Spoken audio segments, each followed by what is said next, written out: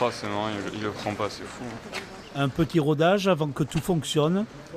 Ah, c'est bon, là, il a pris. C'est bon? C'est bon. Le pass sanitaire est obligatoire pour rentrer dans le château de Pau. Une décision ministérielle appliquée dans tous les musées nationaux. La vérification se fait à l'entrée. Il a fallu sortir le QR code, tout s'est bien passé, c'était valable, donc pas de problème. Je pense que là, c'est un peu nécessaire en fait. Voilà. Parce qu'on n'a pas vraiment envie de revivre une année comme on en a vécu une. C'est bon, c'est validé. La plupart des touristes se plient sans difficulté au contrôle. Oui, bonne visite, c'est pas un fou. Il a été anticipé par les services du musée du château de Pau. C'est une étape préalable aux autres contrôles, au contrôle de réservation, au contrôle de sécurité. Et donc c'est relativement fluide. Le contrôle du pass sanitaire prend quelques secondes. Ça permet de rassurer le visiteur et ensuite de faire une visite dans de bonnes conditions. On va essayer, on va voir déjà ce que ça dit.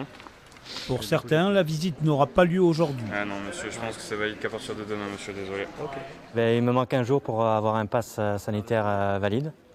Donc il faudra que j'attende demain pour pouvoir visiter le château.